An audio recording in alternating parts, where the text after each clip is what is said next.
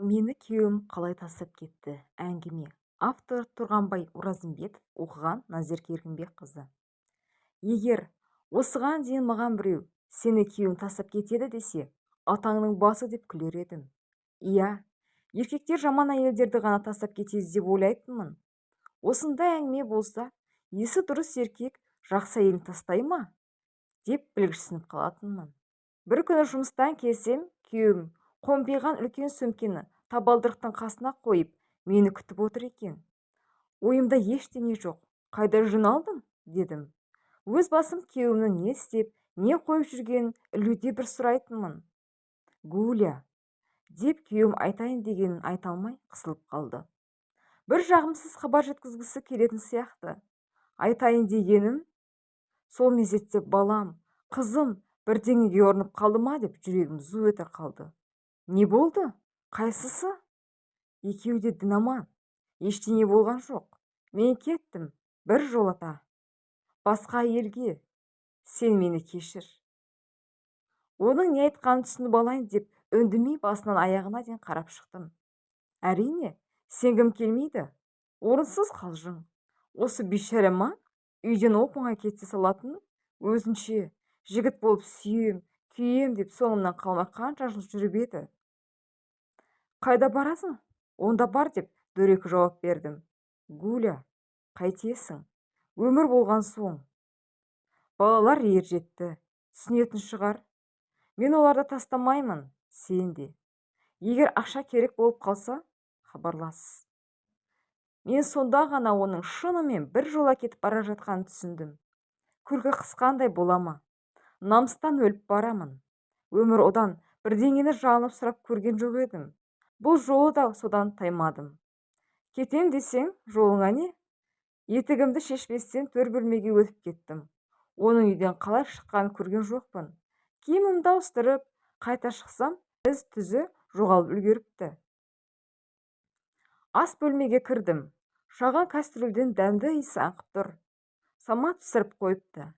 Жұмыстан ерте келген ғой, мүмкін демалыс алған шығар. Мен оның қай ауысымда жұмыс істейтінін де білмейді екенмін. Қызықпаппын, сұрамаппын. Тамақ ішіп, жаным жадырып сала берді. Ыдыс аяқ жудым, үй жинадым. Телевизордың алдындағы диванға көсіліп жаттым. Күні бойғы жұмыстан шаршадым.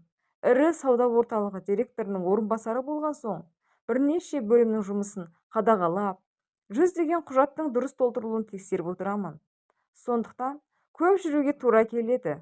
Айлығы жақсы болған соң ғана шыдап жүрмін.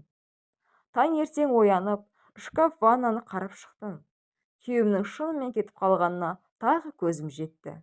Бірақ көңіл күйім бұзылған жоқ. Қайта ойымда бір сергектік пайда болды. Шифонердің іші босап қалыпты. Өзі дәп-дәу болып, жартысынан көбін алып жататын төсегім, ванна, тіпті үйім кеңейіп қалғандай көрінді. Кеткені қайта жақсы болды. Керек едің сен маған, деп қоямын. 22 жыл отасқан жарымның аяқ астынан мені тастап кеткенін түсіне алмасам да, еркіндік рахатына бөлендім. Өзімді тордан құтылған құстай сезіндім. Әдеттегіден ашығырақ боянып, шашымды сәндеп тарадым. Бір тойға барарда арнайы сатып алған әдемі көйлегімді киіп, айнаның алдында айналып біраз тұрдым. Белім жуандап, иегімнің астын май басып, мойным қысқарып қалғандай көрінеді екен. Сонда да келбетім көз тартарлық. Несін айтасың? 45-ке келсем де жайнап тұрмын. Сол күні әркіммен ақ жарқын-жарқын сөйлесіп, көңілді жүріп, көп жұмыс атқардым. Менің көңіл күйімдегі өзгерісті байқаған әріптесімнің бірі: сіз бүгін сондай сұлу болып кетіпсіз десе, енді бірі: сіз өте көңілдісіз ғой деп жатты. Қанатыма жер бітіп, күлімдеп қасынан өтіп бара жатқанымды көріп біреуі түсіністік білдірсе, енді бірі соңымнан қызыға қарап қалып жатты. Кеше үйге келген соң жалғыз өмір сүрудің тағы бір артықшылығын байқадым. Тамақ пісіріп әуре болмайды екенсің. Күйеуіме жиі және әртүрлі тамақ дайындайтынмын. Ал ауысымға барғанда ала кететін тамағын салып беретінмін. Оны да ет қосып, тоя жейтіндей етіп жасайтынмын. Алғашқы еркіндік күнін атап өту үшін басы бос екі құрбыма телефон соғып шақырып алдым. Өзімше бастаңғы жасадық. Дастарханға қымбат шарап, жеміс жидек, тағысын басқасын қойдым. Олар да ерігіп отыр екен, тез жетті. Ішіп жеп, әр нәрсені сөз етіп, түкке тұрмайтын нәрсеге ішегіміз қатқанша күлдік. Биледік, біраз желіктік. Мен әрине күйеуімнің үйден кетіп қалғаны туралы тіс шырған жоқпын. Тәкаппарлығым айтқызбады. Екінші және үшінші күні осы тобымызбен бірде кафеде, енді бірде құрбымыздың үйінде сайран салдық. Бір апта өткенде алғашында қызық болып көрінген көңіл көтеруден жалықтым. Ішіп алып сайран салып жүру менің табиғатыма жат еді. Өзім бір жерге қонаққа барғанда күйеуім артық ішіп қоймасын деп тартып отыратынмын. Содан осындай отырыстан қашып дүкен аралайтын болдым. Керек болсын, керек болмасын сыпырып сатып ала бердім. Бұрын әр тиынымды санап, ақша үнемдейтін болсам, енді алды-артыма қарамай шаштым. Қайтып келе жатып, сән салонына кірдім. Шашымды жаңаша қидырып, макияж жасаттым. Тырнағымды ұзартып, шаштараз қыздардың тілімен айтқанда имиджімді өзгерттім. Содан кейінгі аптаны мәдени шараны құр қалдырмай театр, концертке баруға арнадым. Күн сайын кешке қуыршақтай боянып, жасанып, такси шақыртып жүре беремін. Бір күні концерттен шыққан мені танымайтын адам күтіп алды. Қайырлы кеш, саламатсыз ба деп жауап беріп, қасынан өтіп кетпекші болған маған, әдемі әйелді шығарып салуға бола ма деп күтпеген ұсыныс білдірді.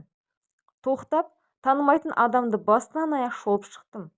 Көлікке отыруыңызды сұраймын деп ақсия күлімсіреді. Қарап тұрып бойымды бір тентектік, қызығушылық, біреуден бір өш алғым келген сезім қысты. Неге болмайды екен? Шығарып салыңыз деп оның қымбат машинасына отырдым.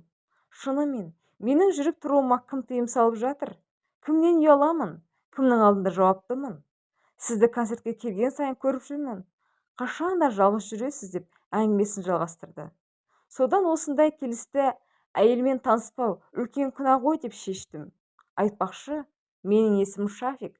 Сіздің аты жөніңіз қалай? Гуля. Бәрекелді. Атыңыз гүлдей жайнап тұрған затыңызға сай екен.